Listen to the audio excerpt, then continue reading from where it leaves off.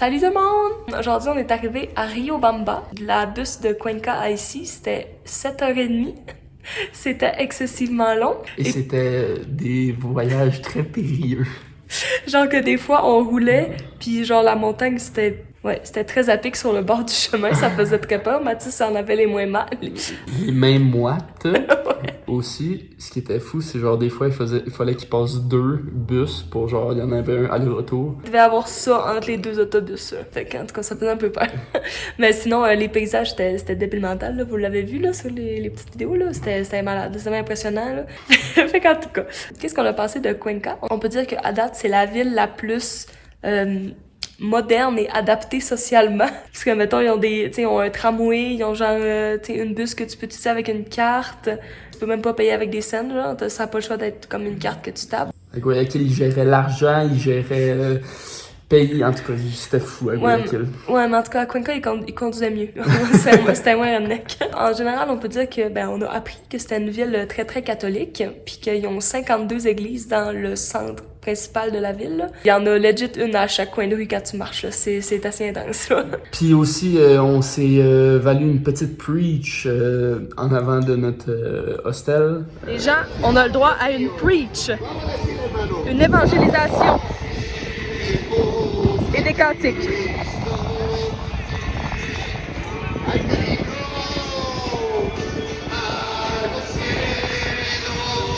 Hier matin, une petite preach. Ouais, pendant un petit 2-3 heures, là, c'était le fun, Puis c'est ça, ils mettent des petits Jésus partout, puis ils fêtent beaucoup les mariages, là, genre dans chaque rue que tu vois, il y a genre 10 boutiques de décoration de mariage. Là. Dans chaque rue, il y a au moins une boutique de décoration de mariage.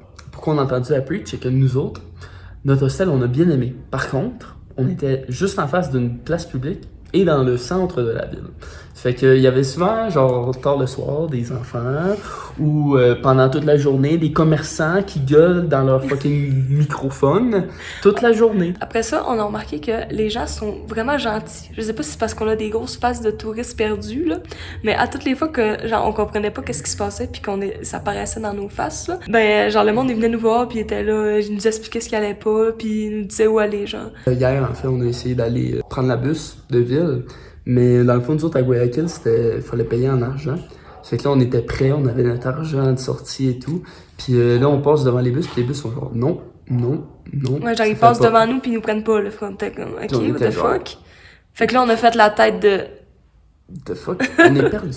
Ouais. Puis là, il y a un dude qui vendait des fruits sur le bord de la route, qui a traversé la rue, qui a vu qu'on avait l'air perdu, il a traversé la rue.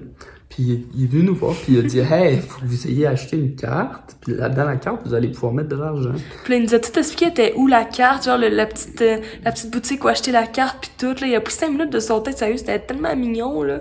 Quand tu shout-out au monsieur qui nous a permis de partir en bus.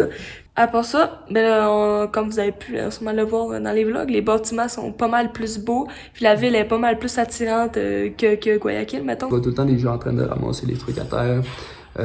Puis aussi, plus il y a d'argent, moi tu te fais achaler. C'est que genre, vu que on a l'impression que Cuenca c'était moins délabré un peu, les gens aussi étaient moins tannants. Là. Genre, admettons, les taxis nous klaxonnaient pas juste parce qu'ils voyaient qu'on avait l'air de des touristes ou genre, les gens dans la rue faisaient pas juste nous achaler.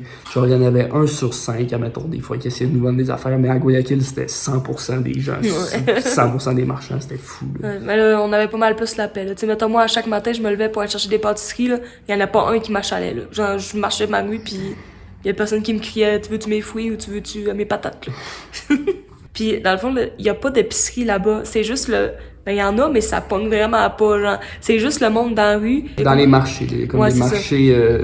un avec gros marché, petits là. Kiosques. Là, tu vas juste là, tu te dis genre, madame, qu'est-ce que tu veux? Il te faut ton petit sac, puis il te dit ça te coûte combien? Genre, il y a vraiment pas beaucoup d'épiceries, là. C'est vraiment... les bons deals sont au marché, là, ou genre dans la rue, là. Il y avait beaucoup d'immigration. Et oui, beaucoup d'immigration à Cuenca. Surtout genre des faces européennes. Qui ressemblent à nous, genre, de plus.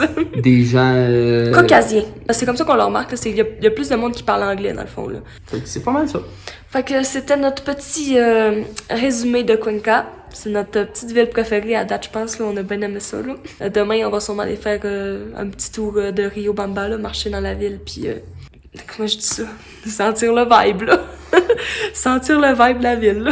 Fait que là, on va se coucher parce qu'on est éclatés, puis ça se voit ici. On est très fatigués. Bye bye! Bye bye!